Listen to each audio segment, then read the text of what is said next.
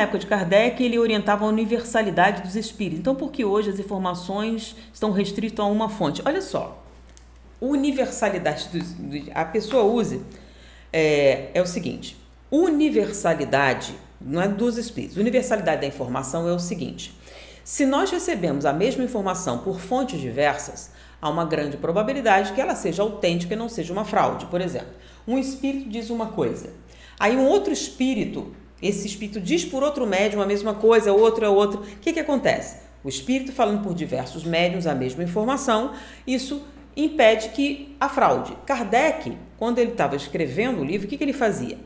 Ele evocava um espírito, vamos lá. Então, digamos aqui, eu vou chamar um espírito Zezinho. Zezinho, você viveu em tal lugar, eu queria uma informação. E por esse médium, eu faço a pergunta para o Zezinho. Aí ele me responde. Será que essa resposta é verdadeira? Eu não sei. Será que esse médium é verdadeiro? Também não sei. Então, o que eu faço? Tem 3 outros médiums. Eu evoco o Zezinho e faço a mesma pergunta por 3 médiums. Olha só, não é o mesmo espírito? Então, teoricamente, ele vai dar a mesma resposta. Aí eu obtenho a mesma resposta por 3 médiuns diferentes. E com isso eu garanto que o Zezinho, o espírito, me deu a resposta.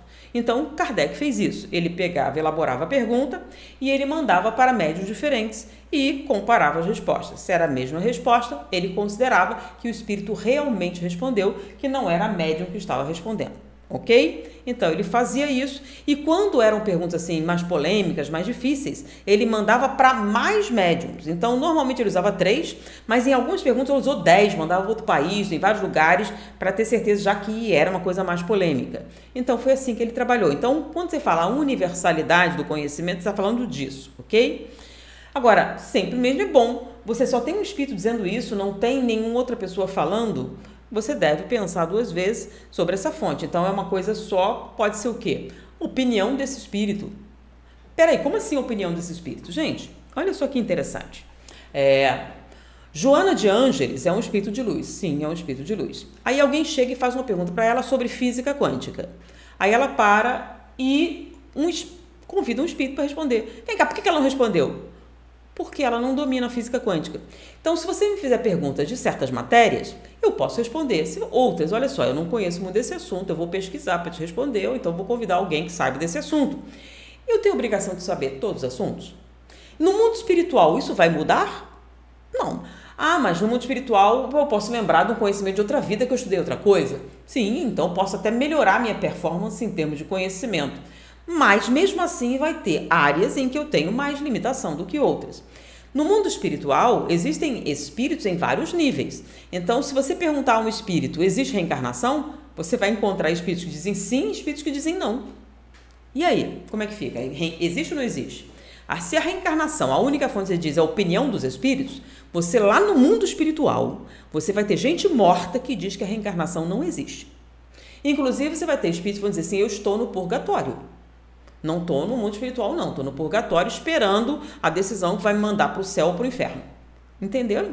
Então, depende do quê? Do nível de conhecimento do espírito, do nível de maturidade do espírito. Inclusive, você vai poder encontrar espíritos e ele não vai saber que está morto. Ele vai achar que está vivo. Ai, que bom que você está me ouvindo.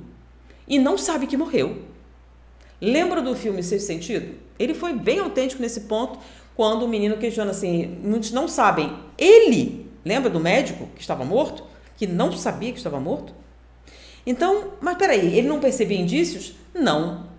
Aqui na vida física, você às vezes não entra num fenômeno psicológico chamado negação? Em que você não quer ver, então não vê? Que é um fenômeno psicológico? No mundo espiritual, porque seria diferente, ok? Olá! Que bom que você ficou até o final do vídeo. Para colaborar com esse quadro do canal, basta me seguir no Instagram e deixar sua pergunta.